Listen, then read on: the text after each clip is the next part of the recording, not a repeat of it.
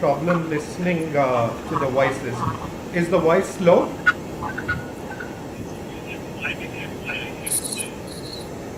Can everybody hear clearly?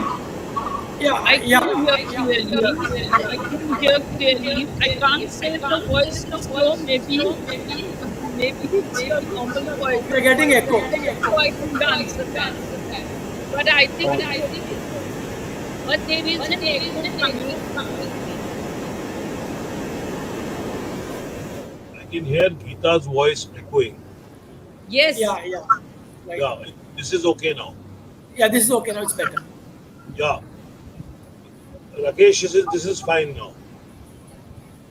I think We can't hear you. Dr. Kapoor, we can't hear you.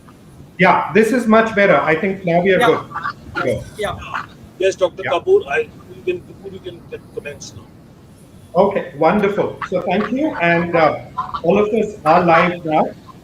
So good evening to everybody, and welcome to this wonderful webinar on Gandhi Jayanti, which is such a wonderful day to be holding this. I think we are again getting a lot of echo. Yeah. It is manageable. Let's move on.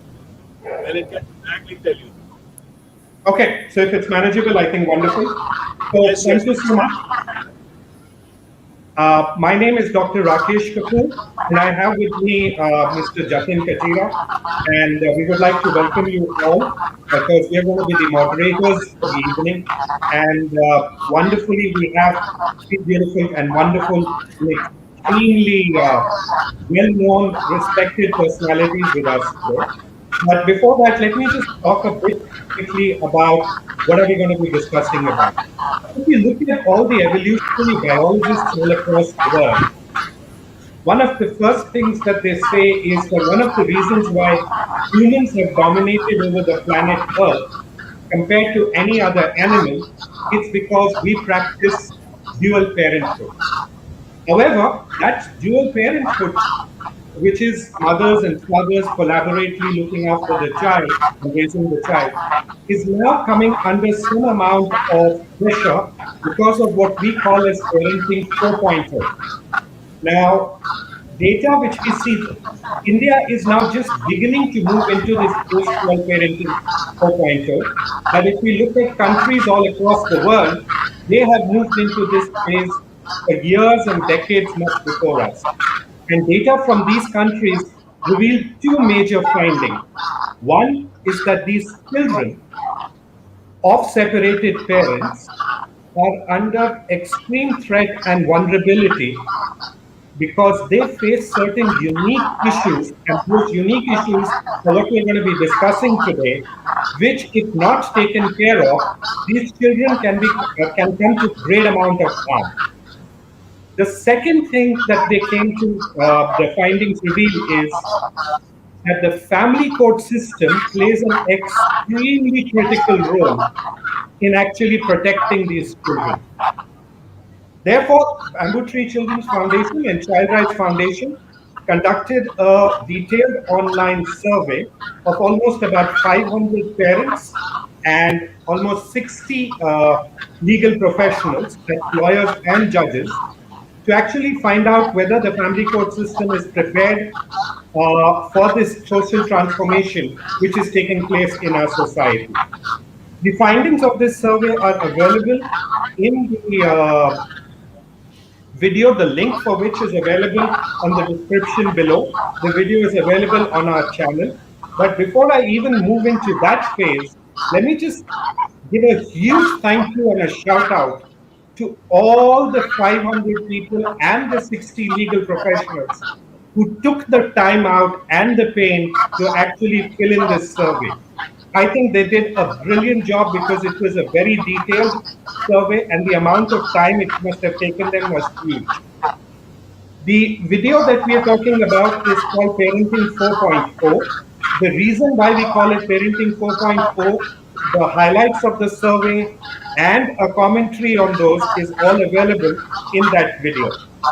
So before we go into anything else, let me, and these survey findings were also shared with our three guests today. at least a week prior. So, on a lighter note, unlike some of our judges, I presume that they would have read and gone through these findings prior to this survey. Right, so let me introduce to us the first three legal luminaries. The first, we have a very eminent judge, Justice Mrs. Roshan Dalvi.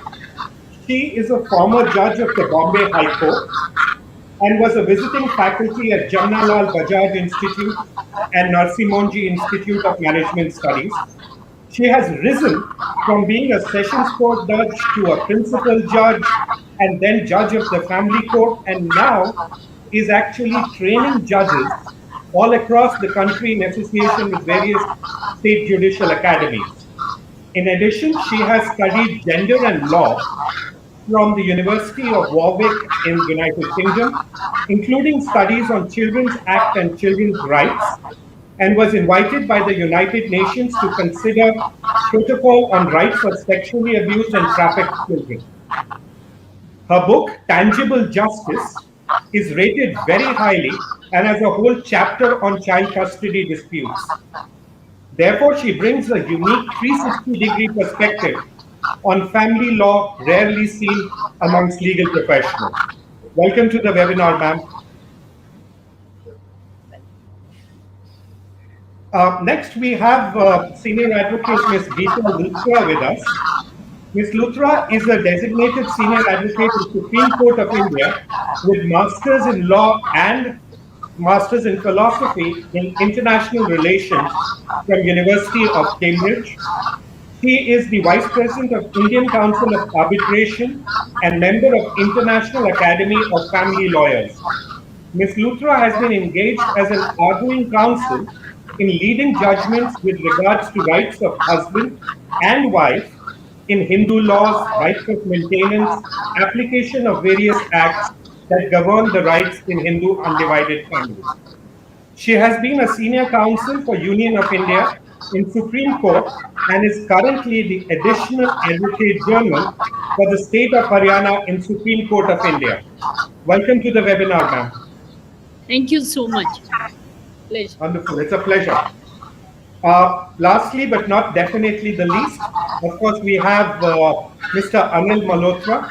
Mr. ANIL MALHOTRA is a practicing advocate based at Chandigarh. He attained a Master's in Law degree from University of London in 1985 and studied comparative family law at London School of Economics. Besides law and society at School of Oriental and African Studies. As amicus curiae, he regularly assists high courts on various issues, including international family law issues. He has co-authored 9 books relating to international family law and non-resident Indian problems. He has conducted a number of litigations on inter-country parental child removal matters and lectures as a resource person at National Judicial Academy, Bhopal, and Chandigarh Judicial Academy, National Law University's Symbiosis, Pune. He has over 1,000 newspaper columns to his credit and is a fellow of the International Academy of Family Law, an India representative at Family Law Committee, International Law Association, London. He has authored numerous expert reports and professional opinions in issues related to surrogacy, inter-country adoptions, nationality, citizenship, marriage, divorce, maintenance, and succession involving global Indians and foreigners. Welcome to the webinar, sir. Thank you so much. Wonderful. So all the viewers, thank you so much for joining us. We will be taking questions in the end.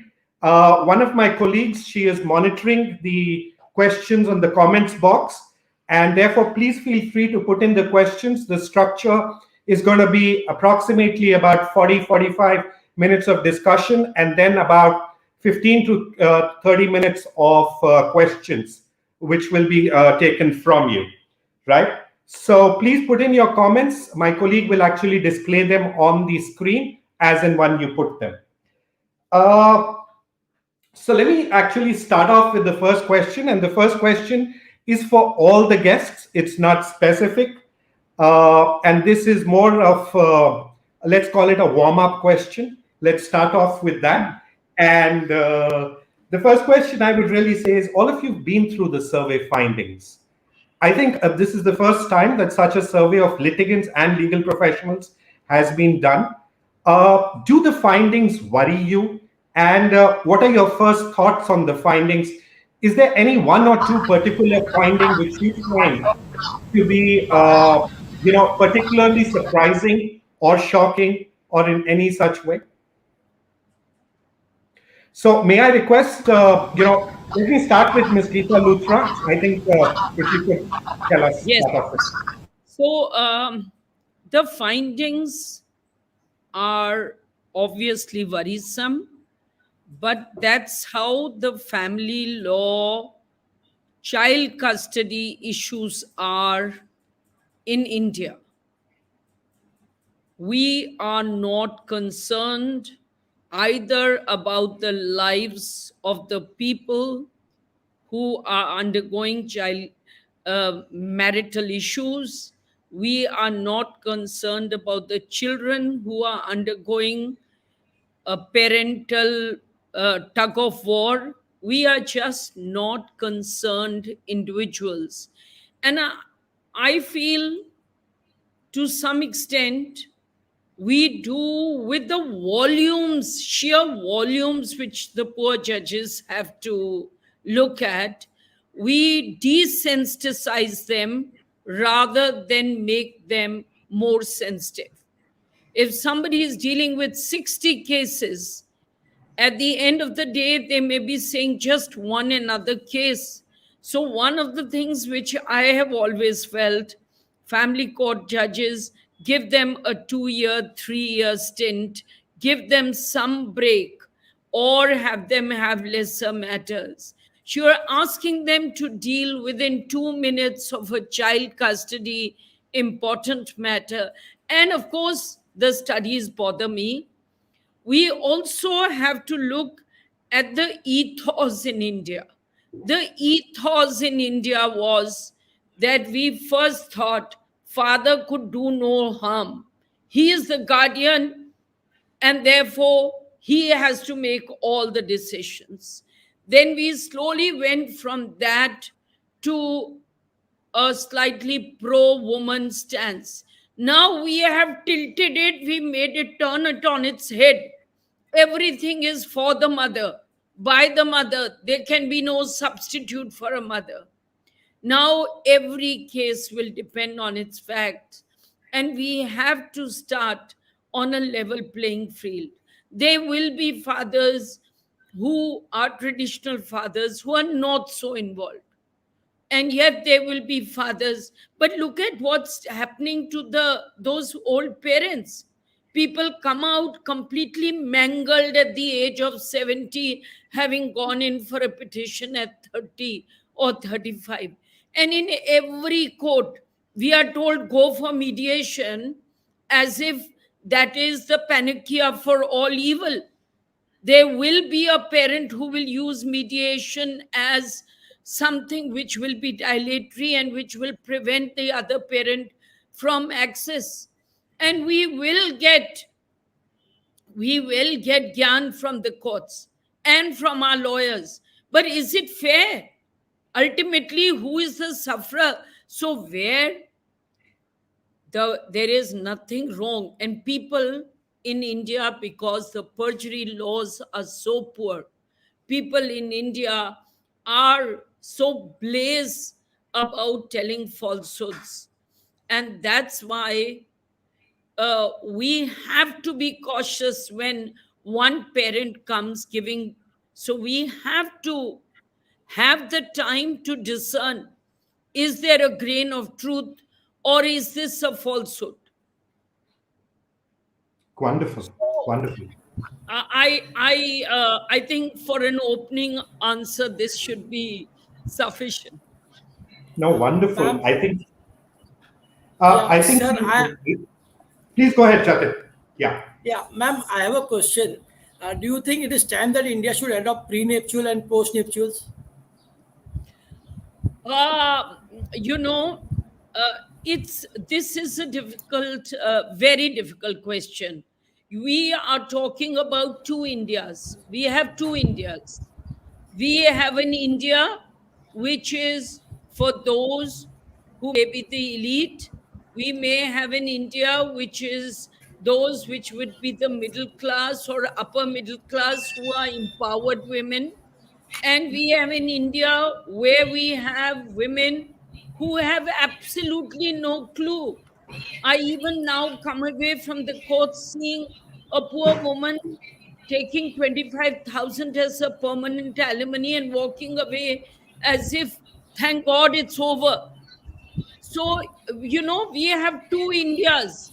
And the fact is that I think it's time when you should have prenuptials and postnuptials, but we also have to see the background of the woman being educated, being empowered, maybe going in for a non-arranged marriage, going in for an arranged marriage, and we have to bring some uniformity in our matrimonial and custody laws.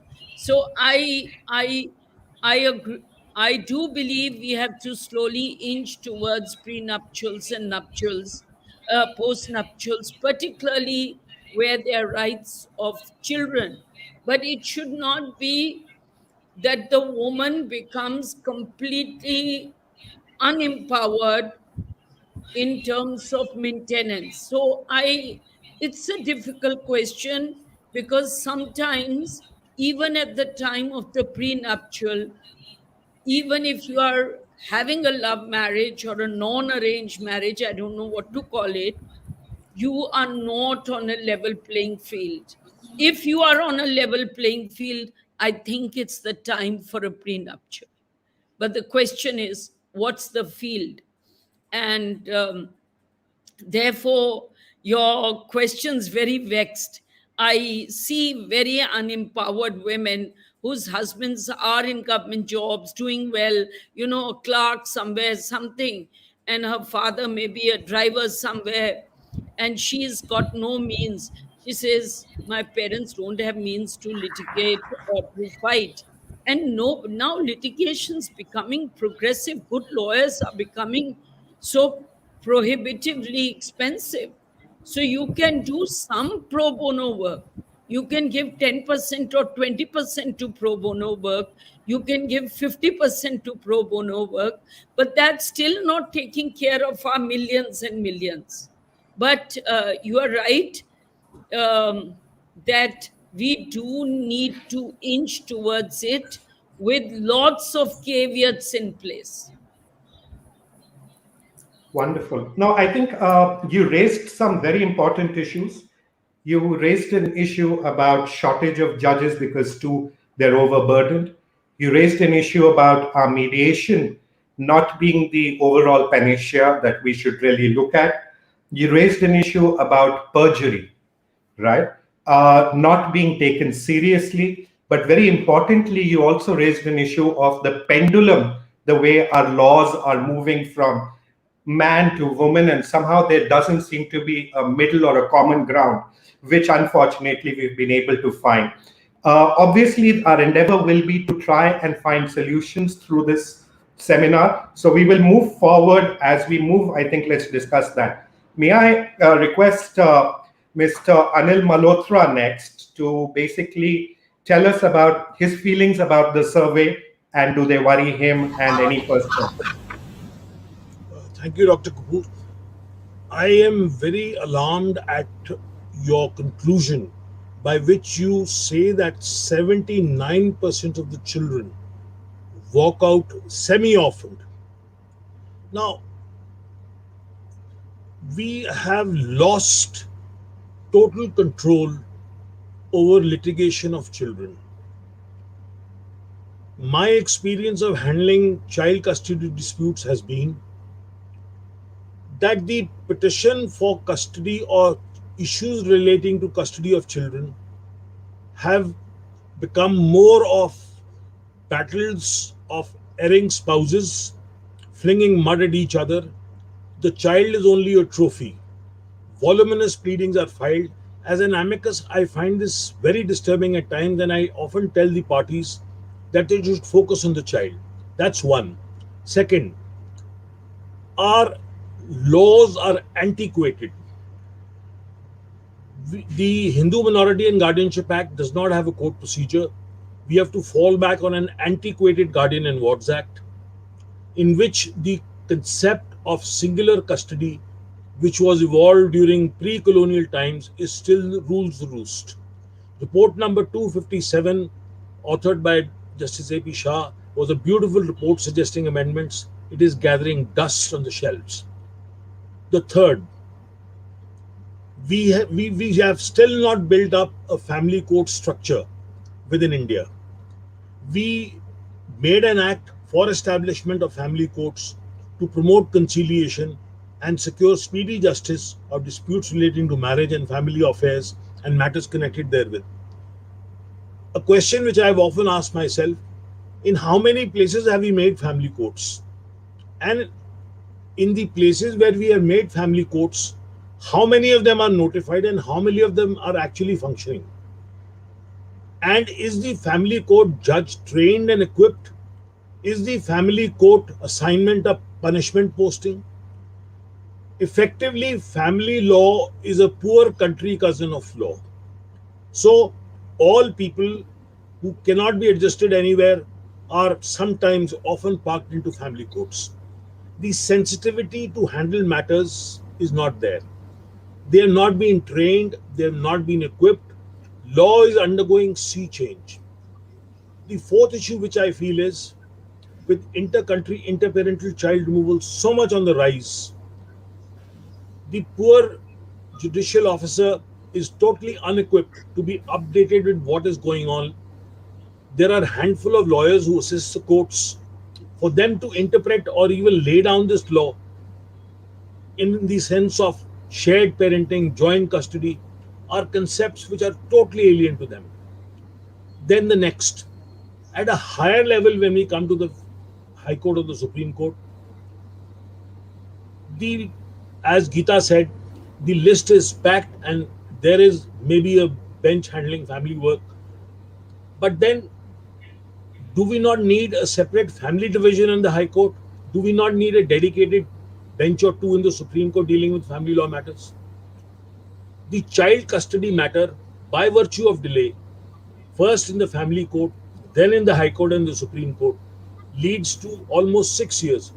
I am happy to announce today that a litigation which I started 6 years ago has finally resulted in 2 children going back to the US. I would not wish to name the parties, but still, a son who was born in India is now going to be held by his father for the first time. Who is responsible? There have been parents who have been split, and there are women who have wept in open court, and the Supreme Court judges have admitted, yes, maybe had we put you back together in time, you would have been able to resolve your matters more effectively. So in sum and substance, what we need a revolution in family law. We need to revise the law. We need to revamp our procedure. We need to restructure our education of family law. And we need the Judicial Academy in every state to have dedicated family law sessions. National Judicial Academy Bhopal should be holding more programs exclusively for family court judges and updating them with laws, coming out with bench books, coming out with latest judgments. It's all electronic now. It doesn't need a lot big deal. So these are some of my suggestions, and I think your research is probably the first of its kind, and I compliment you for this Herculean effort, which ought to have been an enterprise of the Government of India actually. The Women and Child Development Ministry, which makes these laws, should be the one doing these reports. Whenever any foreign institution or a court asks us for data, we are invariably left with none. So this original pioneer research must be documented.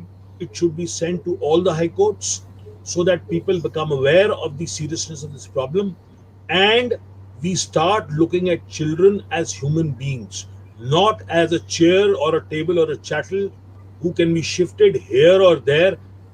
And the voice of the child And often, as we say, child is the father of man. Do we realize the gravity? No. Then I would take a call on the question which was put: are we ready for post and prenuptials? I think let us make it an option. We should not say it is barred. 90% of the problems in interparental child removal from abroad are because of conflicts post-nuptial. So if people who wish to migrate and wish to go abroad want to settle their issues before going abroad, we should give them a window. I am equally aware of the sensitivity of Geeta to say that there is an underprivileged section within our community which needs to be protected. But look at the number of foreign jurisdiction matters which are invading our courts. We we we need to we need to bring out an alternative. I would also think that irretrievable breakdown of marriage should be made as ground for divorce if your spouse is living abroad or you have entered into a marriage with an overseas spouse. Because you must dissolve your marriage peacefully. What is the point in fighting for 30 years and then in the end Supreme Court using 142 to dissolve your marriage? So I think options need to come in. How you can simply dissolve your marriage, how you can do a prenuptial, how can you sort out child custody if there is a So, dispute. sir, So, if I may just intervene there and just ask you a very, you mentioned very rightly about an issue with family law. So if you look at it, whether it's Section 8 of the Family Courts Act, 10, 12, 14, 20, all the powers are available with the High Court and the family courts to do as they wish. Shared parenting is completely non-barred. The judges are most welcome to do it. So therefore, I sometimes believe that it may not be fair to shift the blame to the legislators. I think a large part of Just a minute, Dr. Kapoor, I differ with you. You have made a Family Courts Act 1984. You have given the power to decide one, two, three, four inheritance, custody, marriage, all disputes. But look at the ambit of child law. Guardian and Wards Act 1890. Hindu Marriage and Adoption Maintenance Act 1956. You are going back with it to administer a law which is 130 years old and which talks of an antique singular custody. It doesn't even think of dual custody. So, what is the poor family court judge supposed to do? He's supposed to beat about the bush with the Guardian and Wards Act. Why don't you pick up report number 257? What is the parliament doing? Why don't they amend the act? Why don't they bring in shared parenting in the Guardian and Wards Act and amend it? Then a meaningful interpretation of the powers being used in the Family Courts Act will be much more effective. You see, you have made the weapon, but you haven't made the ammunition. So how will you fire the gun? That's go ahead, simple. Jatin. Jatin, you had a question, please.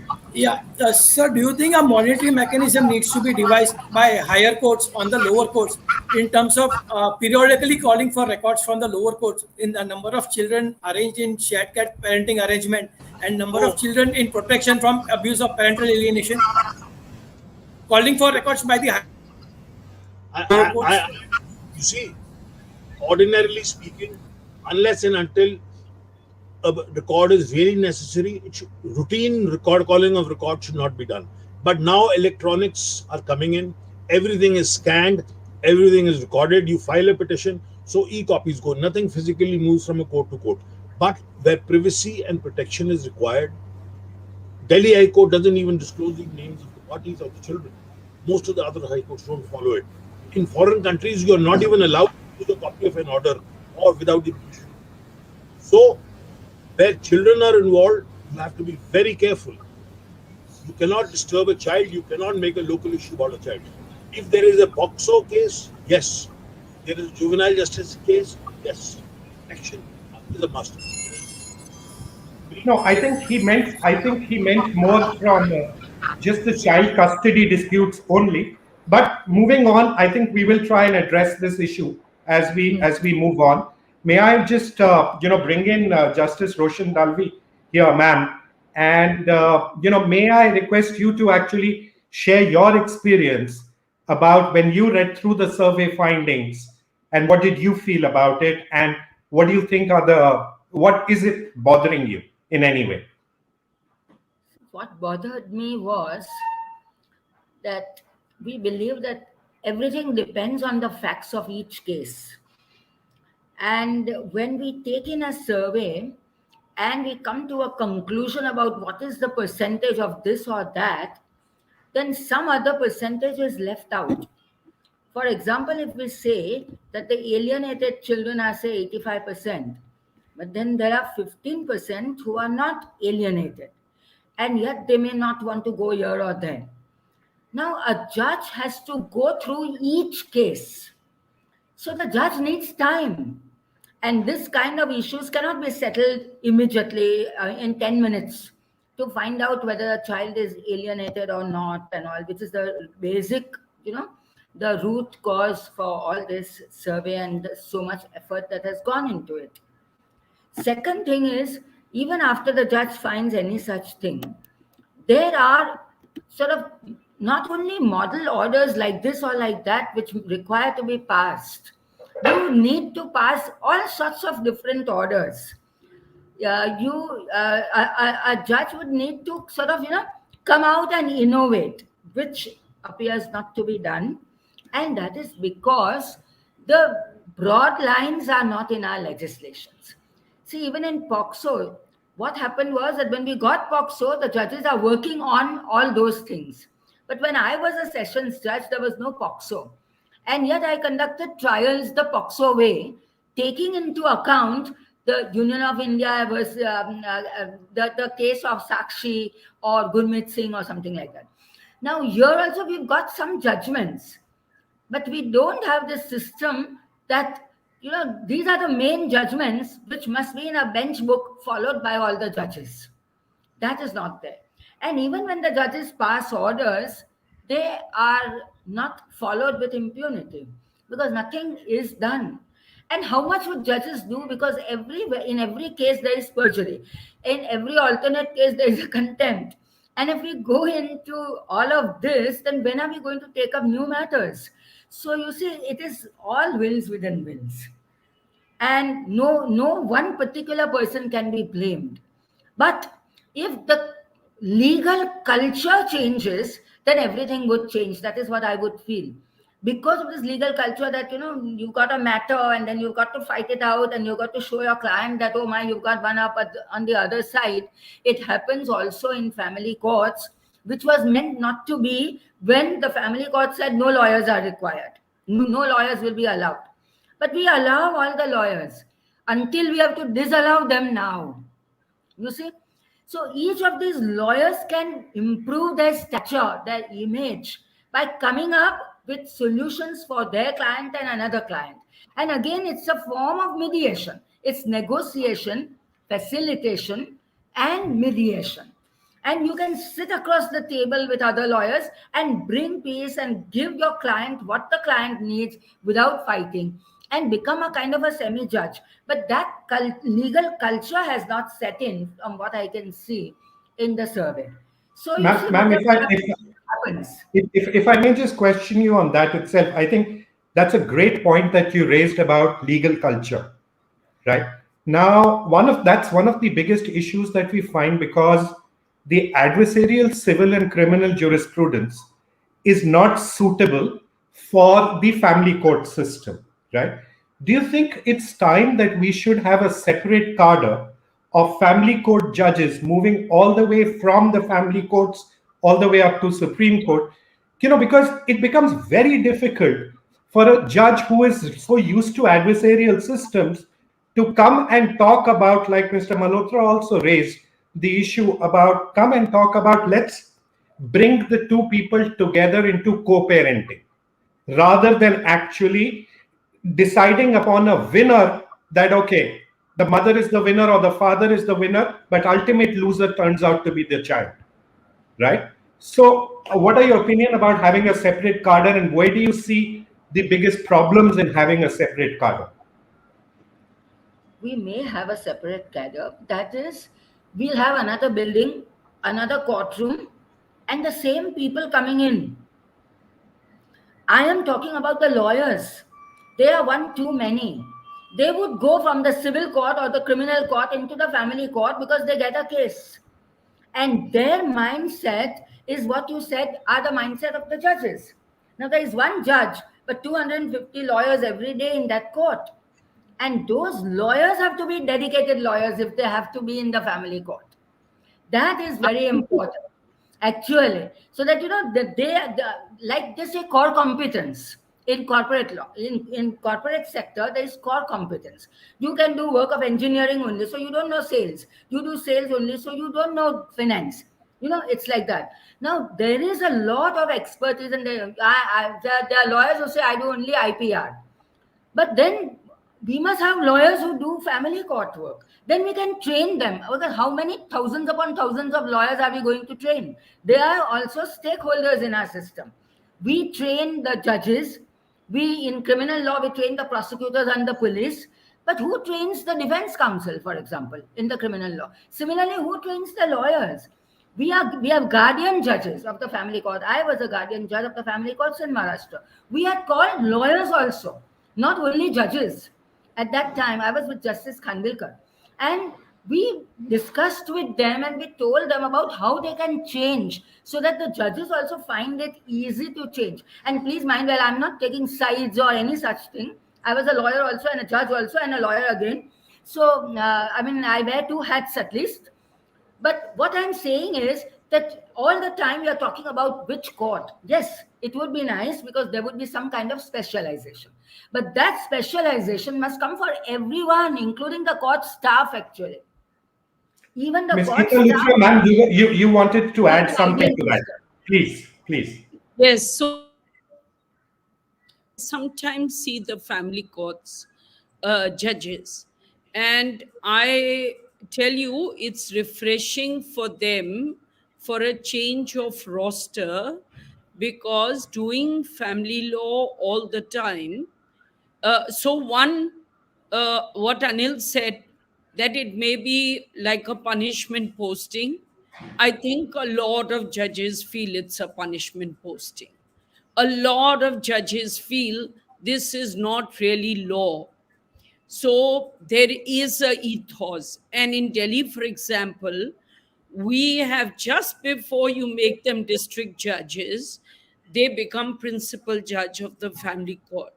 So, of course, there is this ethos that suddenly from CBI, Prevention of Corruption Act, doing special court matters, you suddenly get thrown into family court and you are hearing chick chick. Now, what do you do about ethos? I sometimes wonder. I find some of us are lawyers, and therefore the judges have to listen to us. We become the most cantankerous because this is what the clients expect of us. We are most base, most cantankerous, most hitting at each other in matters where we shouldn't.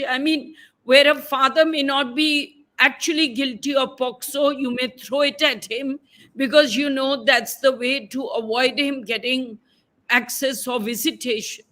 So the question which Justice Dalvi said, and I think we have to pay a lot of regard to that, how do we change so when we talk of the criminal justice system, we talk of a system. So according to me, there is already a ethos of experts, lawyers in family law. So people do look for that.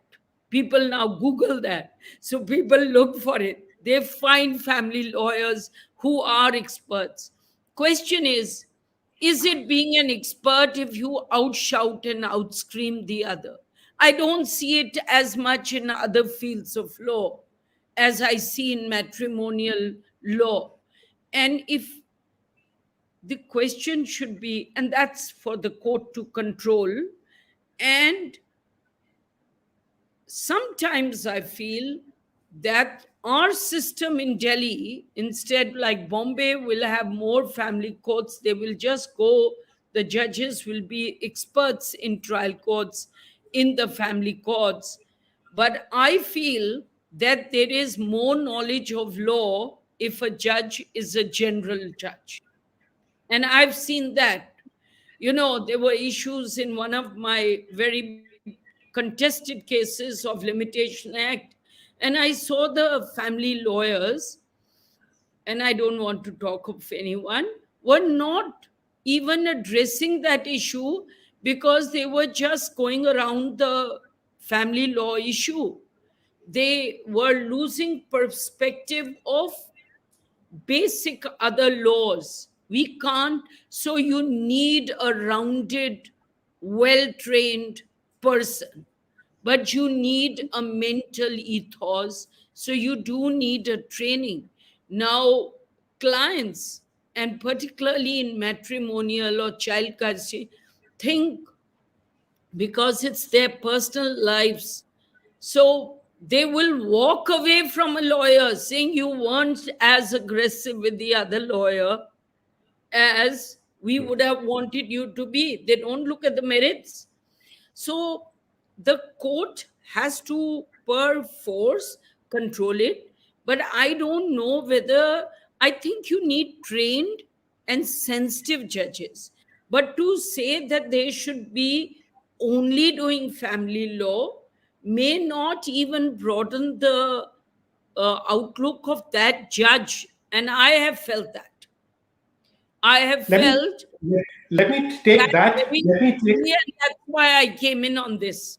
I feel we need to have sensitive lawyers, sensitive judges, and judges who have done a little training before they come. Even if they come for 2-3 years, do another roster, come back refreshed into this roster. Fair enough. Jatin, you had a question. Please go ahead.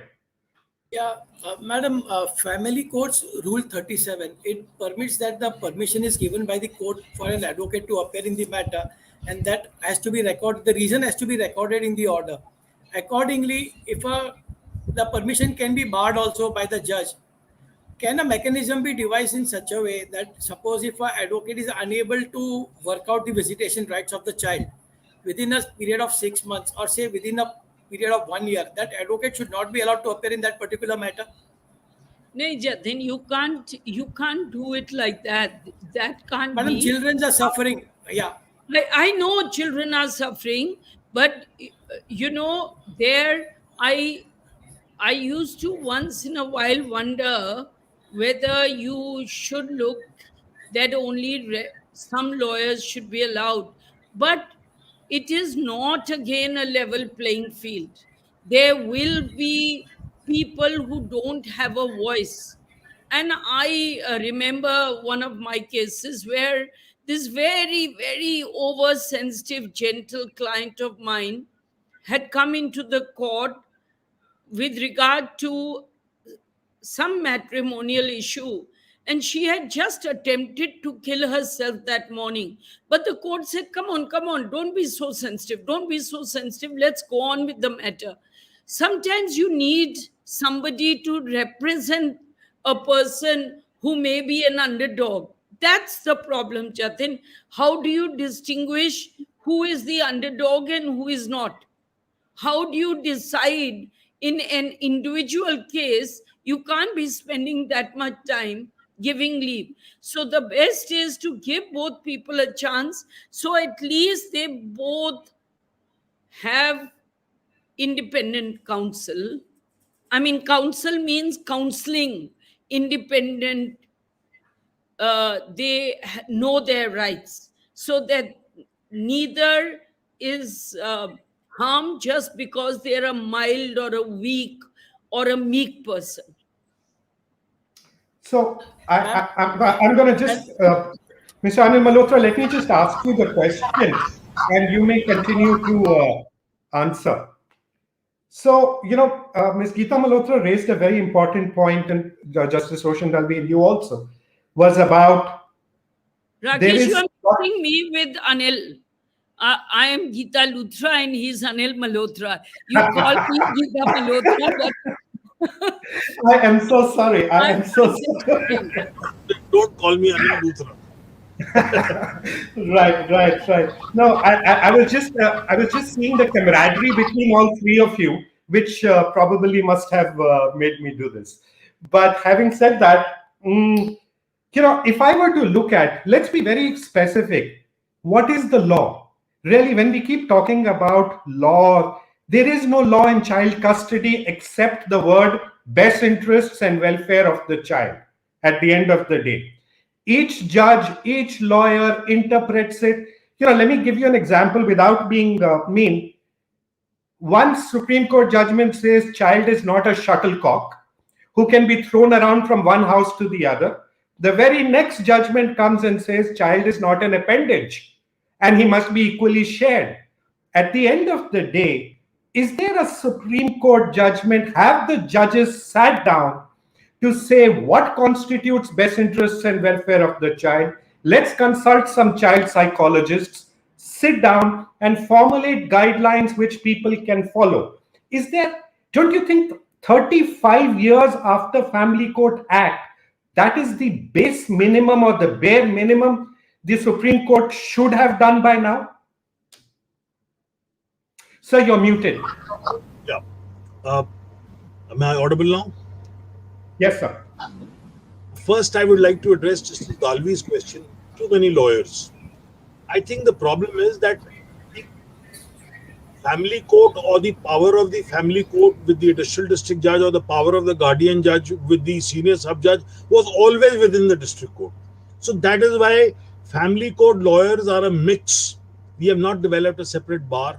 It is slowly coming in, and therefore it is going to take some time. Then on the proposition of training of judges and dedicated family law judges, I go to the Judicial Academy. In Punjab and Haryana, after we select the judges, we train them. We give them 6 months, we train them, and then we make them judicial officers. I think what we should need to do is, anybody who does 10 years should be asked, do you want to become a family court judge? They should make a stream.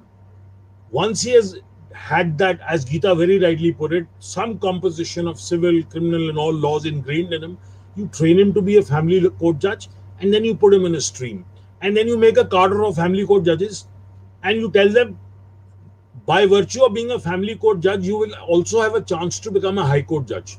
That route should be opened up, because there is a conception that family court judges don't land up in the high court unless you become a full-fledged district judge first. So we do need to channelize the law. We do need to channelize the judges. And I see teaching in NLUs, there are young minds picking up family law. I am teaching international family law in Symbiosis, Pune. And I've taught 50 lectures to LLB, 3-year, 5-year and LLM students. So there is an interest in young, bright minds picking up family law. So we are going to see a change, but it is going to take about 15 to 20 years. Now, coming to answering your question specifically, Dr. Kapoor, see, we signed the United Nations Convention on the Rights of the Child in 1992.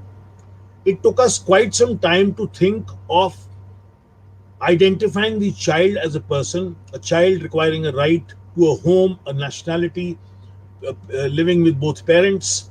So we amended the Juvenile Justice, Care and Protection of Children Act in 2015, and we brought in the major concepts of the UNCRC within the JJ Act 2015. Now, in the JJ Act, in Section 2, subsection 9, we defined what is the best interest of the child, and it was a most wholesome and a most self-contained definition which said a lot of things.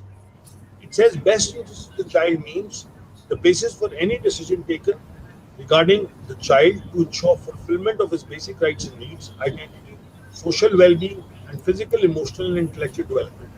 Now, when I used to argue interparental child custody matters in the Delhi High Court, and I used to quote this definition of the best interest of the child, I was told that the JJ Act will not apply. Then I urged slowly that a child in need of care and protection is a child whose rights have been abused, even if it is by one of the parents. So, in one case, it was accepted. Then the Supreme Court took notice of it, and ultimately in Lahari Sakhamuri, the Supreme Court noticed this definition of the best interest of the child, and in very clear words, Justice Khanwelkar said that the best interest of the child cannot mean the sole care of the primary caregiver, i.e. the mother. So the tender years rule by which we presumed that the mother would be the best interest holder of the child of 5 years of age was, so to say, watered down. So, Dr. Kapoor, we do now have the definition of the best interest of the child in the JJ Act. The JJ Act is probably the only act which has this definition, and it is by virtue of the fact that we have signed the UNCRC. So, but what is the problem? The problem is that 99.9% of the family court judges do not know about this definition. It is in ignorance. It is in ignorance because it has not come in much of the judgments. So what do we need to do? We need to circulate these judgments which the Supreme Court have laid down, in which this definition has been followed, so that this definition can be known to family court judges and they start adopting it. So the family court judge who has powers of reworking his procedure can look at this definition, and on his own he may be able to bring in shared parenting, joint custody concepts, rather than going to the antique Guardian and Wards Act and being caught up with this. So may I just counter question you on that, and apologize for, but at the end of the day, this definition really, unless the entire JJ Act, which is including, let's say, the section 7.1, which prohibits children from coming into, children being called to court premises for interviews, including section 75, which would ensure that parental alienation leads to jailing of the person who's alienating, because it is at the end of the day child abuse, right? So unless you apply the entire section 75, Juvenile Justice Act to be valid in the family courts, this thing, I don't think this definition will help. What I was really talking about is trying to create a parenting plan, age-specific parenting plan, which is there. Multiple courts all across the world have done that. It brings in a lot more predictability, which says, children between the age 0 and 2, these are the broad guidelines of the kind of sharing of custody that should happen between 2 and 5, 5 and 12, 12 plus, right? If the parents are living within 20 kilometers or 40 kilometers of each other, are they living more than 40 different cities? So things like that. I'm saying, why is it so difficult for us to sit down? There is no law in child custody, let's be honest. It's all about saying what is best interest of the child. And who would understand that better than child psychologists? So that's my comment.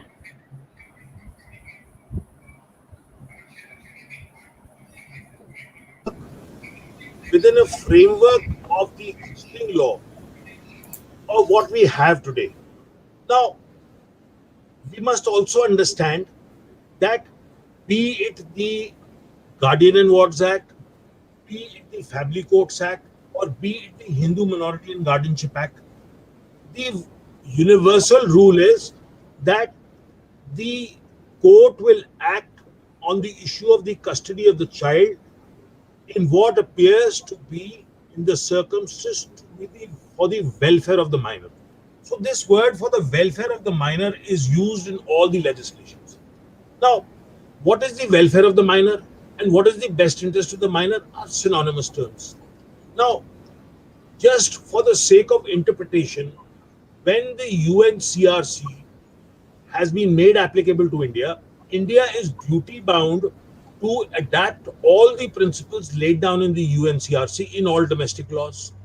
So, if in one domestic law, the definition of the best interest of the child has been given, then you don't have to pick up the whole JJ Act and transport into child custody law.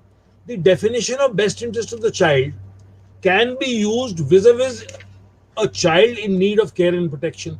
Child in need of care and protection can be in different situations. A child whose custody issues are being raised and who has been segregated by one parent who is suffering parental alienation is a child in need of care and protection. So, in habeas corpus decisions, Justice Sanghi picked it up first, Justice Sistani followed it, and Justice Khanwelkar took it. So, picking out the definition of the best interest of the child from the JJ Act and bringing it in inter-country or within country child custody disputes is nothing wrong. And as far as your Section 7 issue is concerned, Section 7 says that in a juvenile justice board proceeding, no child will be exposed to a court. So when you're deciding the best interest of a child, you're not exposing a child to the court. You are using a parameter, an international parameter in an international convention, which you have to follow. If you really see the JJ Act amendment, the note of amendment, if you just go to the preamble of when we amended the JJ Act, what does it say? This is going to be very significant. I got to getting judges in Delhi agree with me only after I read out. So the part about preamble to the 2015 amendment said, India has acceded on 11th of December to the Convention on the Rights of the Child adopted by the General Assembly by the United Nations, which has prescribed set standards to be adhered for all parties in securing the best interest of the child. And then they say that India has signed this convention, so India has to adapt to all the international requirements of the best interest of the child. And then they define the best interest of the child. So instead of bringing in amendments in all the different laws, in one law the definition was laid down and it has to be picked up. I think all you need is legal education, all you need is an intelligent judge, all you need is a far-sighted mind, and I think you need innovative lawyers. What is my job and what is Geeta's job, or what is Pinky Anand's job? We help the judge, we think out of the box. The judge says, what is the solution? I say, I have a solution. Let's think of a parenting plan.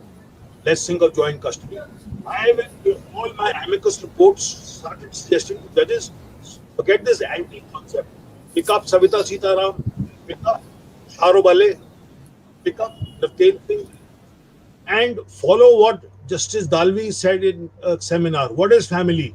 Father and mother, I love you. Note, F means father, A means and, M means mother. So Justice Dalvi brought this concept. So I think what is all this about? This is about innovation. We need minds to think out of the box from innovative solutions. Jatin, please, you had a question. Please go ahead. Yeah, sir, we also have ratified International Covenant of Civil and Political Rights, Yes. in which there is a right given for effective remedy, and state parties need to give that effective remedy to a party when approached. So court needs to provide, they have duty to provide effective remedy whenever a case comes before them. But that is not happening. Cases are getting delayed and delayed. See, this is why I would advocate we have to take out the family courts out of the stream and we have to make a separate stream. We need a dedicated family law bar. We need a dedicated family law. Let me give you the example of Australia. I went to Australia. There is a Chief Justice of the Family Court of Australia. Lady Diana Brandt was there. Can you imagine? So she has family courts all over the country and she is the Chief Justice of the Family Court of Australia. I went to a family law conference. There were 2,000 family law lawyers there, dressed in shorts and t-shirts. When a matter goes, nothing goes to court, everything goes to settlement, mediation and arbitration. They have devised a wonderful system. It's their culture, it is their practice, it is their habit. They've evolved this through a process of time. What happens in England? We have a family court division. So you have in the office of the Royal Courts of Justice, a liaison judge, which was created by Lord Justice Matthew Thorpe, and ultimately it is now called Head of International Family Law. What is his job? His job is to talk to family law judges all over the world. I have attended 3 conferences as a lawyer because India was not represented, so we were pulled in to help and assist. So there has to be a network at a higher level. At one point of time, first Justice Lahoti was there, then Justice Vikramji Sen was there who took part in these mediations. But slowly, even Supreme Court forgot about it. I tried to persuade Justice Thakur to send Justice Sikri so many times because Justice Sikri was a man who really identified parental alienation syndrome in Vivek Singh versus Rumani. Sorry. In the interest of time, I'm just saying you are a great proponent of the separate cadre, which we've discussed. I think in the interest of time, we'll just try and move into a the real elephant in the room, and I will request Justice Roshan Dalvi to offer to us what she feels. The real elephant in the room, according to us, is parental alienation. All of right, the most important issue. And I will also request Justice Ms. Geeta Luthra to also help us understand what she feels. See, 95% of the legal professionals believe it is child abuse or it causes serious child damage, right? However, what we see is in more than 95% of the time, zero action. I mean, I have personally walked into Supreme Court where you use the word parental alienation and the judges switch off and then they say, oh, we don't know what to do about it. Let's just close the, and I mean, in their own fashion, they'll throw the file, right? That's the end of the story, right? The world over, let's say Brazil, Mexico, Romania have made it into a criminal offense. Courts all across the world are acting on it, right? They are shifting custody. They are making it as strike one, strike two, strike three. They're hiring child psychologists, and something like UK has set up a body of CAFCAS, which is independent psychologists. As per you, what is the solution to parental alienation in Indian context? 3 different countries have used 3 different methods. In your experience, what do you feel is the right way for the Indian judiciary to deal with parental alienation? See, what I did as a judge is what I can mention now because I did it in certain cases. Now, there would be some kind of alienation when a child is with just one parent and the parents are warring and fighting all the time. I thought the best thing was that I call the child to the court. As soon as the child comes to court, I take the child to my chamber. In my chamber, I am the only one with the child. I start talking with the child and start finding out how this child's upbringing has been, how he has grown, whether he has kind of, whether he has come to the maturity level of the age that is his biological age or not, and why it would be. Never ever ask the child, whom would you like, mama or papa or something, because I know that they want both. I know that the child likes both. A lot can come out of this. Once I do that, and this takes some time, I call the non-custodial parent and I keep the two together. This rule of SOS. After the World War, when there were too many orphans and widows, because the soldiers had gone and were killed, one man put one woman and 10 children together and said, I'll leave them to nature. It's like that. So you get the non-custodial parent with the child. It may be after, say, 2-3 years that the child talks, and give them time. And I walk away. I do my other work. When I come back, quite often it has changed. The child then begins to learn and sort of find out that, oh yeah, he's also there or she's also there. That has happened. This has resulted in one case of the 2 daughters who were completely alienated go now with the father. It has also resulted in, you can say, temporary reprieve for the mother. Generally, this requires a captain because it is teamwork. And therefore, the judge must be there to kind of, to help and assist them in coming together. In one of my matters, I had done this. I went back to the civil court and I was told that thereafter, once again, the same thing happened. The father did not allow the mother to see the child. So a lot depends upon the judge and how from time to time you can do it. This is a simple way, I would say, a zero budget solution. Just begin and do it. In our chamber, we are the only ones. So the child doesn't go to the children's room where there are about 14, 15 other children. And you see, it's not like that. And of course, if suppose things don't work out, child counselors or child psychologists must be taken into the system. That is what is provided in our Family Courts Act. And therefore, we have to work along with them. Again, it is a teamwork. They know that best. And therefore, I actually use the word obey. If there is an opinion, given by such a person, a child psychologist, the judges must obey that opinion and not give his own opinion. There have been judges who have said, I've talked to the child for 8 to 10 minutes. The child doesn't want to go with so and so. So I allowed the child to go away with the custodial parent from the side of the court, of the judges, so that that other parent just never saw the child at all on that day. You see, this is actually doing, not much of talking. You can't have sort of, a blueprint. This is not architecture. We are dealing with human beings. We are dealing with tiny human beings.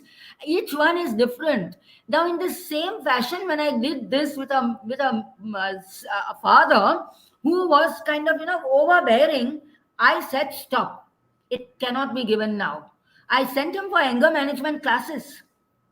I said, after that, after you attend those classes, continue your application. Because this is not what little tiny tots have to go through. In front of me, he cross-examines the child. मैंने आपको ये बोला था, तभी mummy ने आपको ये बोला था, तो आपने क्या बोला था, आपको मालूम है कि I said, this is not what visitation rights are for. Please enjoy your child. Let the child enjoy you. But if you are not ready for it, at present, nothing. You Fair have enough. to first be mature enough to be eligible enough to get it. You can't say, I am a father and therefore I am eligible. No, you are not. Even a mother is not. But you have to show that you have done something. In England, under the Children's Act, Section 3, there is child responsibility, but parental responsibility. There are no parental rights. We don't have rights of the mother and rights of the father. We have rights of the child. The best interest or the welfare or whatever you call is the right of the child. So you have to say, I have got parental responsibility. I want to do A, B, C for my child. Please allow me to do it. Automatically, you have joint custody. Automatically, you get about 35% of the time that we say is the time with at least the non-custodial parent that the parent has with the child, because he does something. And please, all the time, only giving gifts, only just talking and, sort of passing your time is not visitation rights. I would say take the child for some tennis lessons. In one case, I sent the child with the father for horse riding because he was a member of the race course. Okay, I said, take her there. Because the child doesn't know what to talk. For 2 hours, you can't just sit in front of a non-custodial parent who has not been with you, who doesn't do anything for you, and go on talking very, very lovingly. You can't do that. What is there to talk? So let them do something. In one case, I said, take her for math tuitions. In one case, I'm now saying, okay, you do math with your child because you are very clever, you are interested, the child has to do it. So you see, you have to put them in for some kind of a recipe, for some kind of a work. Automatically, this will come up. Ma'am, I think that's a very fair. Before I just move on, and I would like to ask Ms. Geeta Luthra that same question. But just saying that, ma'am, just to answer, ma'am, I think one of the first things is that we must move away from the word visitation. It's a terrible word. It's a pathetic. It's meant for jailed convicts. And use the word parenting time. That is the right word. Second is, ma'am, as the research all across the world shows us, and which is that it is a spontaneous, unstructured time that a parent and child spending with each other is what makes it meaningful for parent-child bonding. It is not the most structured time. But fair enough, and I think there have been some very, very excellent initiatives which have been taken by you, but those are individual initiatives. What I would like Ms. Geeta Luthra to really answer is, what is the institutional mechanism that the Indian judiciary, we can't have all judges who are as empathetic as Justice Roshan Dalvi, who can really look into these issues. What is the institutional mechanism to take care of parental alienation in India? What should it be? So I think institutionally, first, we have to start on a level playing field. That's the first most important thing. Second, we have to ensure that whatever visitation, custody, access, you name it, parenting, rights to initiate the baby steps. in another context, Judge Ruth Ginsburg said, "You have to take change as one step at a time." So, whatever steps we have to take in making that access or co parenting more meaningful, you have to start within 1 month of the child and the parent. And I'm not meaning 1 month as 1 month, it can be 3 days. What I'm saying is the outer limit should be 1 month. I can't be waiting for a court to tell me that, all right, we will take up the matter after 2 months because the board is too heavy. We'll take the matter because by then the child is alienated. The child, the mother or father may be brain, brainwashing the child every day. So every day matters that to that poor parent. For him, the clock is ticking. Tomorrow is her birthday. Day after is Dussehra. One day is Diwali. One day is Bhaiya Dooj.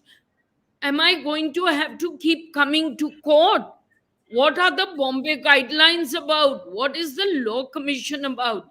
So to answer the question which you were saying, I, I mean, as an institution, we have to realize that the clock is ticking on this poor child and on this poor non-custodial parent. Having said that, there will be many caveats where a parent is unfit, where he is medically unfit, where he is uncaring, where he is negligent. I'm not getting into the exceptions. I'm talking of the rule. And in the rule, the fact is that parental alienation, as you have given in your statistics itself, is a very real thing. Imagine a child who you are telling a family structure will be important. Tomorrow, when you grow up, you will be with your wife or with your husband, but in your relationship, you will not know what the other parent is. So obviously, you are making that child underconfident. You are taking away human relations. You are taking away, in our Indian ethos, we keep talking nana, nani, dada, dadi. Why should they have only one set of grandparents? Why should they have only one set of cousins?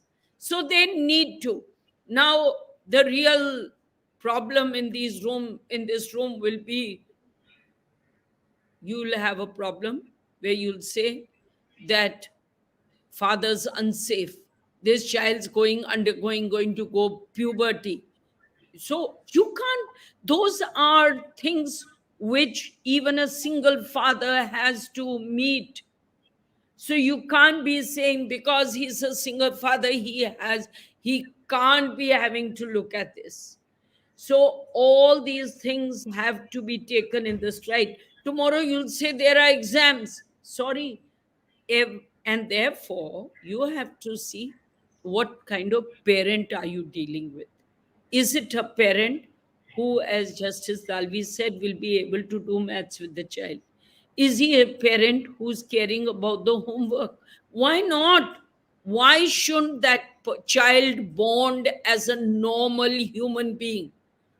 We bond over time when we are not having anything to do and we are not sitting in one room. Forget the children's room, forget the court chamber where we are sitting in a drawing room, we are going to the lawn, we are playing in a park, we are playing cricket, we are playing sports, we are doing anything.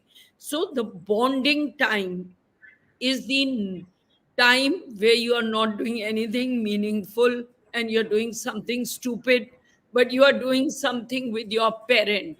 And that bonding time, even if you're sitting watching television, but I hope it's not television because I hope it is more interactive. That's all. So I think, and that's the judgment. It was in one of my cases that Justice Sikri talked about parental alienation.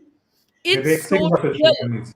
But the moment, which is that Vivek versus Rumani, but the fact is, the moment that you talk of parental alienation, the courts feel, hey, this parent is talking about parental alienation because the child does not want to go. So it's against the wishes of the child. So why will I give him visitation? Sorry, you are losing the whole sense of parental alienation. So parental alienation cannot be equated to wishes of the child. And I'm not saying wishes of child are not important. Because sometimes children are sensitive. They see that a parent is more interested in his boyfriend or girlfriend than in you. A parent is just keeping you with his grandmother, with your grandmother, and going away for a dinner, and not sacrificing, or I won't call it sacrificing, but not spending time with you. Then those wishes become, but it's not this 8 to 10 minute wish determination. So its question is what is, and for this, I know the time is short. I want to park two judgments. One was Gaurav Nagpal's case, where the court said this father is alienating, and I was counsel for him in High Court, but that's not material. I'm talking of just the ratio, and took the custody, gave it to the mother. How many cases do we have where the mother custody is taken from the mother and given to the father if she's doing alienation? How many cases do we have? Ms. Geeta, Ms. Geeta Luthra, may I just add to your point? So one of the wonderful things that came about was uh, natural research happened across the world on children raised by single fathers versus children raised by single mothers. Where natural deaths had happened, right? And they followed those children over 20 years. What was the surprising finding which came about? Children raised by single fathers and single mothers not only were equally better, but children raised by single fathers outperformed on multiple criterias children raised by single mothers. So sometimes when we question, which is not to say personally, I believe fathers and mothers are equally good. And you can't generalize, individual cases can be bad. But I'm just saying there seems to be a general bias in the judicial system against the fathers, which I think needs to be addressed. So Is my limitation. can I continue? I agree with you, but I also say maybe it could be economic means at the mother's disposal. So, as you said, there should be no bias. We should start with the level playing field. We don't know what it is, but maybe they are more emotive, and so don't let go of them. There may be a myriad things. The fact is, I don't want to say anything in this context except what I want to say, that if a father deprives a mother, the custody is taken from him, given to the mother, then the mother should be equally made aware by the courts that if she does this, then she Yeah. is also at that risk. So I think this that's is one aspect. The other, which I loved, was Justice Lodha's, and I don't remember who was sitting in the bench with him, in V. Ravichandran, where in para 29, if I recall, he says, when you take the child away, they took the child, and there was a case where the child mother who kidnapped the child come to India, and they sent back with the father to the US. The court said some collateral damage will be done, as the child has been living with this mother 2 years when she's picked him up, abducted, and brought him here. But we cannot help, because we have to give regard to the majesty of law. And the fact is that they had joint parenting in the US.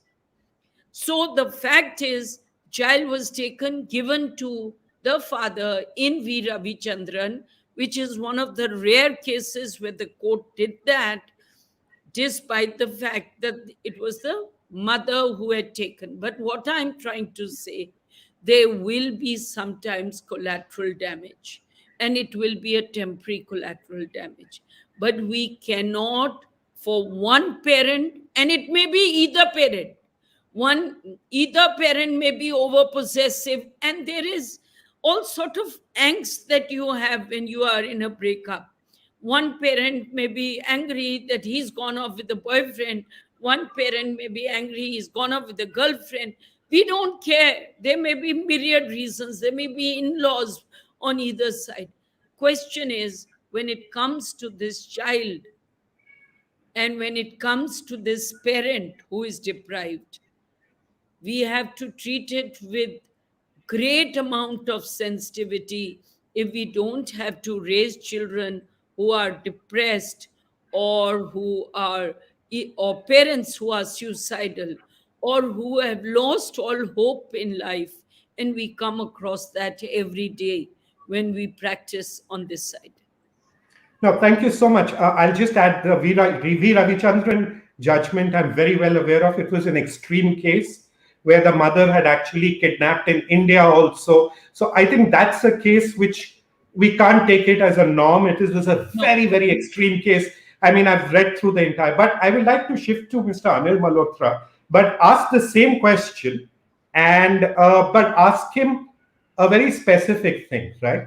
Think about a father who comes to you for advice and says, my child has told me that for every 1 day that I spend with you, I undergo 4 days of torture by the mother, because 2 days prior, I am poisoned and coached about what to do and what exactly lies to say. And 2 days after the visitation, so-called visitation, of intense interrogation, what did you do for every minute? How did you spend every minute? This is real parental alienation. And when that father goes to the court and tells the judge, Judge Sahab, ye ho raha hai, this is what my child has come and told me, the judge says exactly why you should stop meeting your child and let her live in peace. That's it. See, I'm one with Geeta. We need to rethink on this proposition of access to the child immediately when it is noticed. Now, I have often experienced sitting in court, I've been asked or requested by an honorable judge, can you take this child or can you take these parents and arrange a meeting? I saw a very strained fight between two children who were with the grandmother, who were handed over to the grandmother over the dead body of the mother, and the in-laws blamed that the lady had died because the father was responsible for it. The children never wanted to see the grandmother. The father kept on fighting till the matter reached the High Court. The judge transferred the guardianship proceedings, and the judge told me, why don't you take these children to the mall? Or why don't you take these children to a restaurant and sit with them and talk?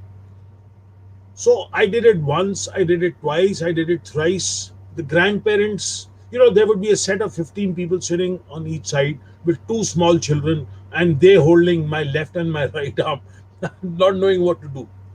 So that is where when I addressed a seminar for the family court bar in Mumbai, I suggested to them, your principal judge in the family court is your chief justice under section 12 and section 14 of the family courts, and you can devise your own procedure. So they came up with a wonderful proposal of a child independent lawyer. Now, under section 12 of the Family Courts Act, the family court judge can seek the assistance of anybody. So I think what we really need to do is, there are not very many judges like Justice Dalvi, nor have the judges got time that they can take child in chambers. The moment you see alienation, what the family court should do, they should draw up a panel of child independent lawyer or amicus lawyers, tell the party, listen, this dispute has come today, let us fix a meeting, mother and father both to be here, child to be brought. Let the lawyer sit with the children, give him a small fee, find an empowered engineered youngster, tell him sit with the child, listen to the child, talk to the father, talk to the mother. Counseling in parental alienation or abduction issues should start in the beginning. There is another case of the likes of Ravichandran, which I came across, which has been filed in the Supreme Court, where the Supreme Court has again appointed the CBI to go and look for the man who's going around with two children. Now, the issue is Supreme Court is changing. Lahari Sakhamuri, Tippa Srihari, Peri Kansagra, Navtej Singh, Yashita Sahu, Nilanjan Bhattacharya, these are all men. They have been given the custody of children, and the woman has been told, Justice Deepak Gupta told the lady in Yashita Sahu, if you don't want to go back, I'm not forcing you. Hand over the child. In Navtej Singh and Jasmeet Kaur, it took me 6 years, and today, Gandhi Janti, the lady is finally going back. Geeta knows it. We fought 3 rounds up and down, and she would always tell me, "Tu abla nari ke khilaf nahi jeet sakta." This is what she used to tell me whenever we used to bump across each other in the corridors of the Supreme Court. But the fact of the matter was that there were judges like Justice Reena Singh Nag, there were judges like Honorable Justice Hema Kohli, there were judges like Justice Sistani, there were judges like Justice Indu Malhotra. They were judges who helped on seeing sense. The woman said child abuse, the woman said sexual abuse, and all kinds of allegations. But then nothing was proved, nothing was available. So I think what needs to be done is you need a mechanism to check alienation in the beginning. And as Justice Sikri said it, level playing field has not arrived. So I'm not sending the child with X or Y. No. Rather than coming to a stage where the things have gone so bad, tip it. I came across a case of a very senior police officer and a law teacher. Bitter fight. The police officer was so powerful that he just managed to throw out the woman, drag the child on the street and took it away. We went in habeas corpus. We were relegated to the family court. We got custody. He came to the High Court. We came to a shared custody plan, Monday to Friday. Mother, Saturday, Sunday, father. Let the child have best of both. This needs to come in immediately. The child must be shared by both parents. There must be 3 days with one, 3 days with the other, so that the child, in the privacy of the home, shares everything, talks everything, and that is the best way of getting rid of alienation. But it has to be done very, very quickly. Geeta is right. We'll just continue with you. What we are just saying is, to all the viewers, we are now going to just take questions. We have very short time left. The discussion has taken a long time. So please post your most important questions that you want the panelists and the guests to answer right away. We will humbly request our 3 guests to stay on for 10 minutes more, a little more than they had agreed to. But it's a humble request because I think we are seeing wonderful participation from all the people. So, Mr. Anil Malhotra, please continue with your response, but I will just add one more thing to you. The concept that you mentioned about the guardian ad litem of appointing a lawyer who tends to help the child, I think it's a great suggestion. But where I slightly differ from you is what should be the qualification of that person? Should that qualification of that person, should it be a lawyer, or should it be a person who's more of a child psychologist and understands the child? I think that is a question which we need to answer, because really the lawyers are already there, the judges are already there who understand the law. The person who understands the child should be appointed as a guardian ad litem, is my only brief difference of opinion from you. So can I just add to this little thing? Please. I believe that more and more people you are seeing with manic depressive psychosis, with autism, many children with autism, you are seeing many people with OCD, you are seeing many people with many psychological illnesses. All this needs assessment. So you do need compliance with Section 12, which till now, except with 1 or 2 handful of cases like Perikan Sagra, or there may be one or two others where the courts have not given that much importance. In Rumani, despite what the counselor had said, the court felt that the child was being sought to be alienated and was scared or was submissive, and therefore he gave custody even despite the counselor's report. But I saw disquieting effect in 2-3 counselors' reports, which is what I fear, which is that we have to ensure the quality and integrity of counselors and psychiatrists. And that's where a judge's discerning eye is very important. I have seen it with my own eyes. I have watched such reports. I have seen, and sometimes the courts take it as gospel.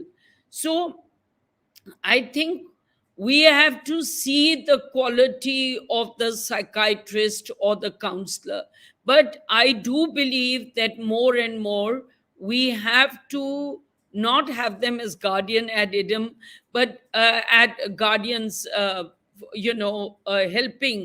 But I do think that some involvement of trained psychologists or psychiatrists may help in very difficult cases, even though we should start with level playing fields, and therefore there's no need for them in many cases. You will need them in the more embroiled and tough cases. That's what I feel about the psychiatrist answer. And I think in autistic children's cases, you do need them. Children who have special needs, because for a parent to do the sacrifice, we don't know which parent would be ready.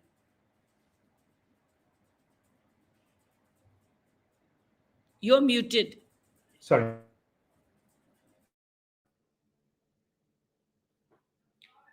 You're muted, sir. You're muted, sir. Okay.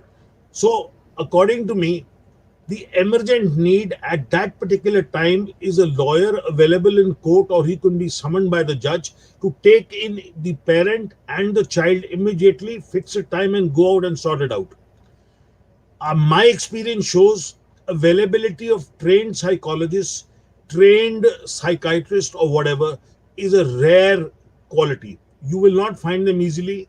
You have to check with their availability. You have to check with their convenience. Now, if you have a lawyer handy, the best thing to do is, as we do in our High Court, we train mediators, we train counselors in a particular way by making them attend sessions, and you give them certain amount of training. You fix an age limit. You say that a lawyer with 10 years experience and some elementary training in handling child custody matters should be appointed. You don't need a very professional, detailed psychologist or a psychiatrist. You may have a panel of experts qualified in psychology or psychiatry for more severe cases like autistic cases, which Geeta is referring. But every day, the parent or who is aggrieved, rather than saying, "Isko 3 mahine ki tarikh de do," you must appoint somebody there and then, sort the day out, and as Geeta very rightly put it, you have to nip the evil in the bud on that very day. So having a lawyer in court who's ready to take on immediately for a small fee and go with the parents and sort the matter out can check the problem there and then. This is what we need to do. We don't need very professional people, and I'm sorry, we don't have a lot of them. In a place like PGI, we have just one trained mediator or a counselor. All of them are psychiatrists. They give you medicines.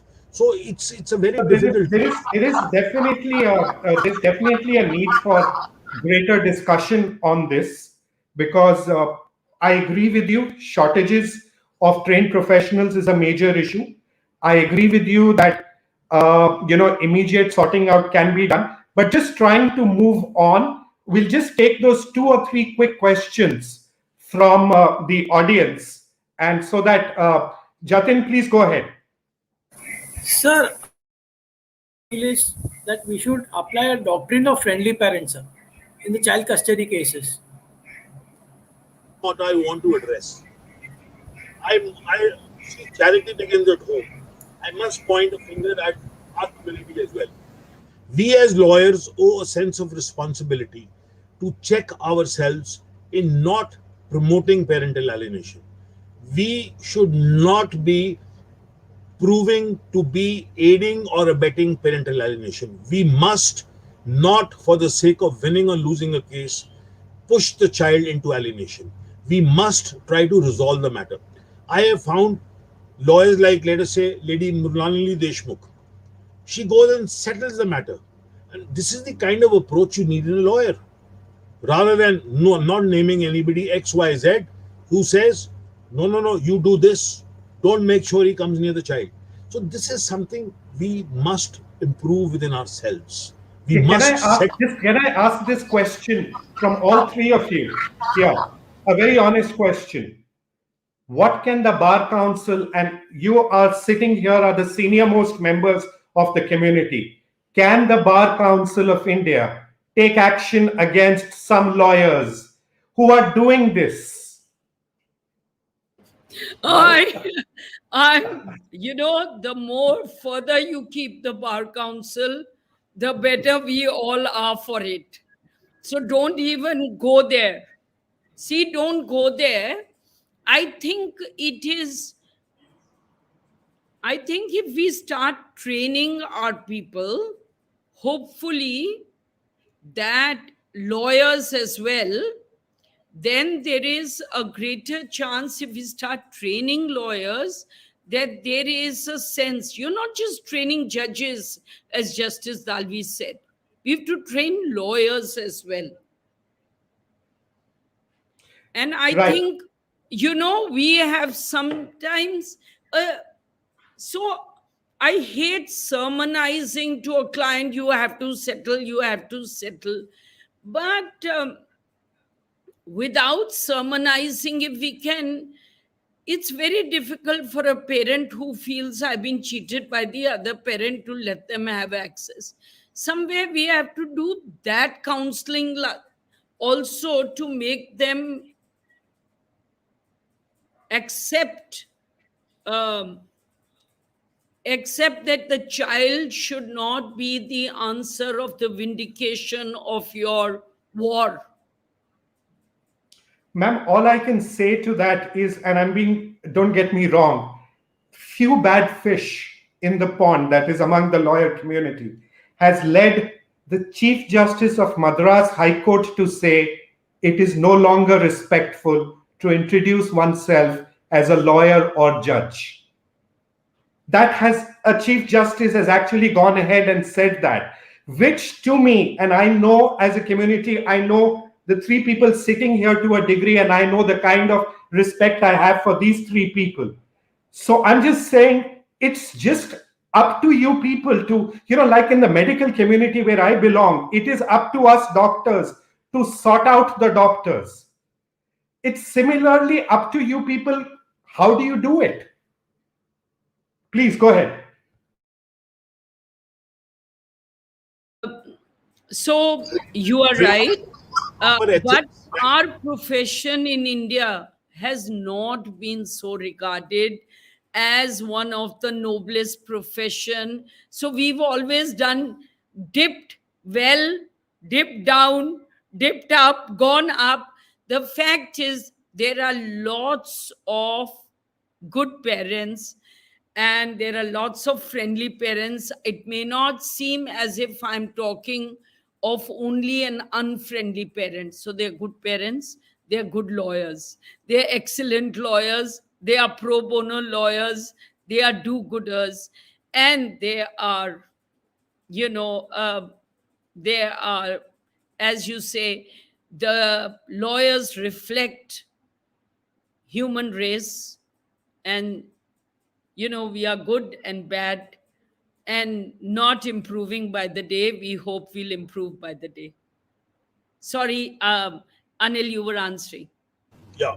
See, what I feel here is the reprimand to somebody who has in a way influenced a litigant should come from the bench. They can see it, it's visible. They know lawyer X or lawyer Y is the one who is into this. So I think it is very important that the reprimand must come. It should come in a judgment. It should be spelled out that this was done and that was done, so that it is not repeated. And we need to sit back and think that our personal perceptions of parenting should not reflect into a client and into a litigation. We should keep our personal views to ourselves. I remember a judge in Kerala High Court saying, I need to understand this concept of inter-race marriage before I opine, and I need counseling on this. It was a very honest thing for a judge to say. But what is NJ Bhopal all about? It's about training of judges at the Family Court of the High Court and the Supreme Court. So what we really need to do is we really need to train people. We really need to educate people. But there is no judicial academy for lawyers. You have continuing legal education programs. You have compulsory training for lawyers abroad where lawyers are supposed to go and get updates. But here, the more skillfully you can train, the more skillfully you can make your client to say something, the more skillfully you can win the case is what matters. So you can win. You see, a child custody case, whoever wins the case, the child loses. That's the sad story. And sorry, you've been following the questions of the viewers. Why don't you take over and please ask some of the questions that you've seen from the viewers?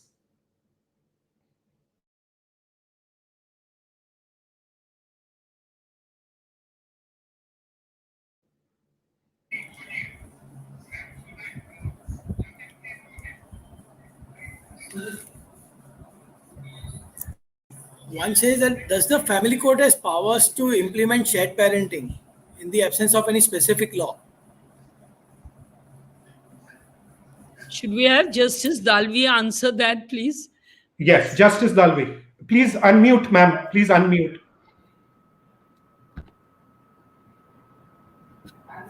Have I done that? Can you hear me now? Yes, ma'am, we can hear you. Yes, ma'am. Okay. Yes, Okay. Yes, of course. The answer is yes, of course. Where is the bar? The Supreme Court has said whatever is barred cannot be done. Who says that you cannot have a parenting plan? Who says you cannot have joint parenting? You can have all sorts of things. You can be innovative. And everything a judge can do. I think the judge has got complete powers. Can you take the question on the screen itself right now?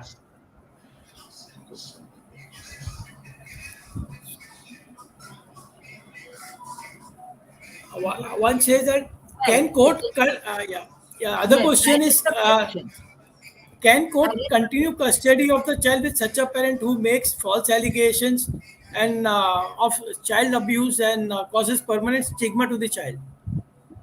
See, the thing is, who causes must be proved. Everything that goes to court must be proved. So when somebody says that a parent is causing alienation, it has to be proved, it has to be seen, and then the court takes steps. But if somebody says a prison term, then no, you cannot give a prison term, because that becomes a criminal offense only when a criminal judge can give a prison term.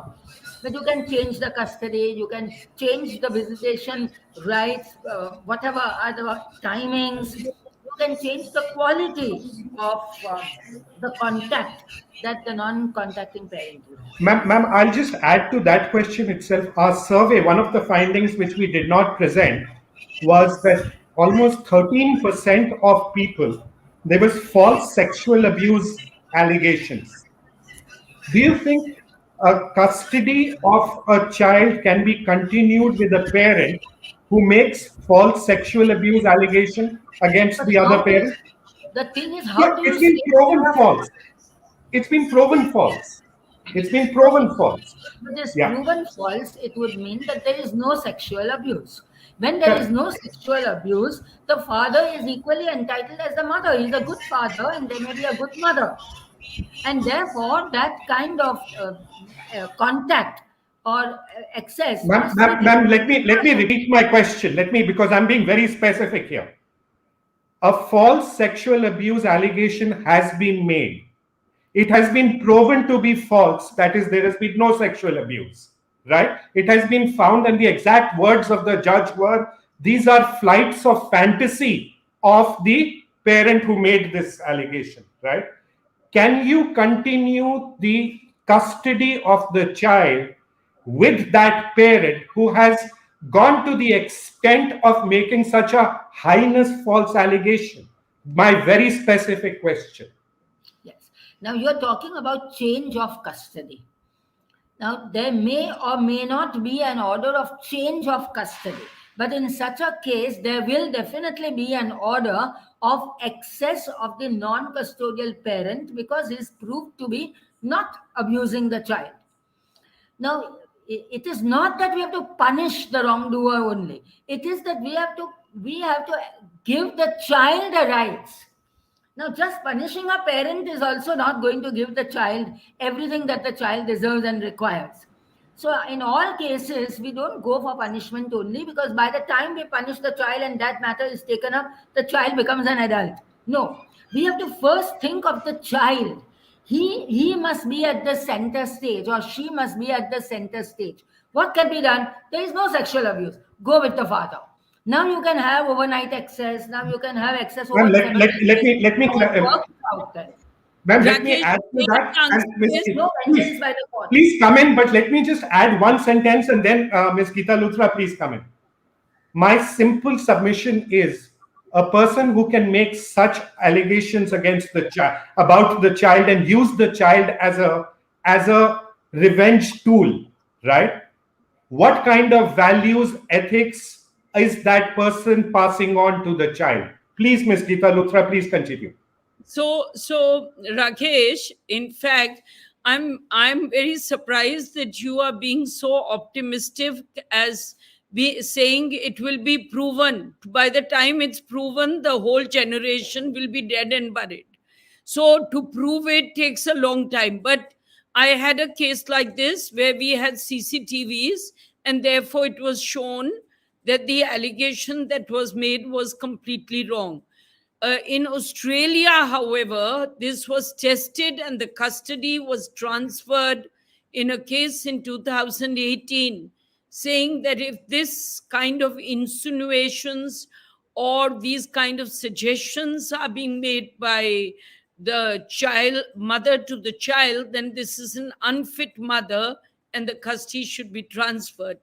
In India, it was just that bail was given to the parent who was accused of POXO, even though nothing further happened, because by the time the case is actually tried, I think it will be many years. In the meantime, I think that parent may or may not get access to the extent they would want. Now, I think when we start coming down strongly on a parent who is being so noxious and so unparent like that, as that, then we should think in terms of transferring custody, then these false accusations would go. Rakesh, can I beg off after this, please? Absolutely. So we will just take one last question for Ms. Geeta Luthra, and then we will let her go. And Mr. Anil Malhotra, we will continue with you. Will that be okay, sir? Now on this proposition. See, whenever there is an accusation of not providing access, it has to be dealt with immediately there and then. If a lady is not providing access, maintenance should be stopped. If a person is misusing the custody and taking away the child for an unduly long period, custody should be curtailed. If there is a false accusation of sexual abuse, an immediate investigation by whatever means possible with the judge should be gone into, and a start has to be made of shifting custody. See, you have to bring in these penal steps. Otherwise, accusations out of the fall of a hat with no element of truth are flung in open court, and there is absolutely no way to take a cause. But the person who makes the allegation wins because he said it. It's, out of the blue comes an allegation sitting in London that a child was sexually abused. The man says, I never had a There was nothing like that here. A woman says, I was maltreated. She's living in South Africa, but the FIR is coming in Ludhiana. There is an allegation of domestic violence in London, but the petition is being filed in Faridkot. So these kind of things are, out of the blue. And sorry to say, the plethora of laws, IPC 498A406, Domestic Violence Act 125 CRPC, suit for injunction, the ways of harassing, sorry, it works to the gender disadvantaged men, are numerous. So there has to be a system by which you have to call it shots.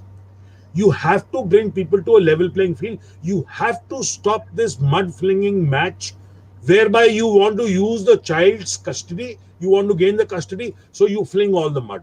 So this has to stop. And the sooner you do it, the better. Sorry, Geeta. Sorry. So we will kind of just, if you could just mute everybody else except me. Yeah. So we will try and end this session here with, I think for me personally, it has been a brilliant session. And I would request all three guest panelists, I think we haven't been able to do justice to the amount of knowledge that all of you have and experience that you share.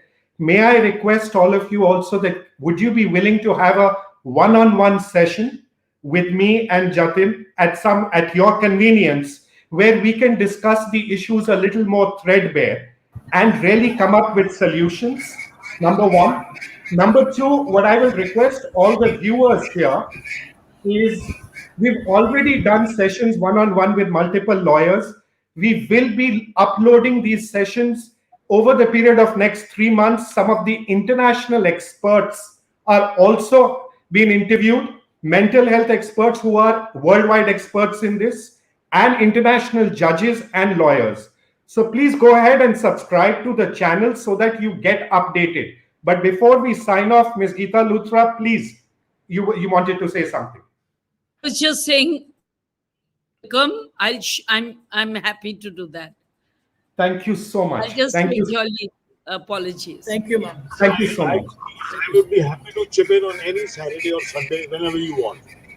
Thank you so much. Thank you so much. Thank you very much to all the panelists, Justice Roshan Dalvi, Ms. Anil Malhotra, Ms. Geeta Luthra. Wonderful. Thank you so much. And to all the viewers, I'm sorry I haven't been able to do justice to your questions and comments, but I promise you, we have taken a note of each one of those questions and comments, and we will post them to either the panelists who were here, and we will be uploading their interviews very shortly, right? Thank you so much, everybody, for a wonderful session. Mr. Malhotra, it's been a Thank you, sir. great pleasure. Thank you. Thank you. Thank you. Good night. Thank you, sir. Good night.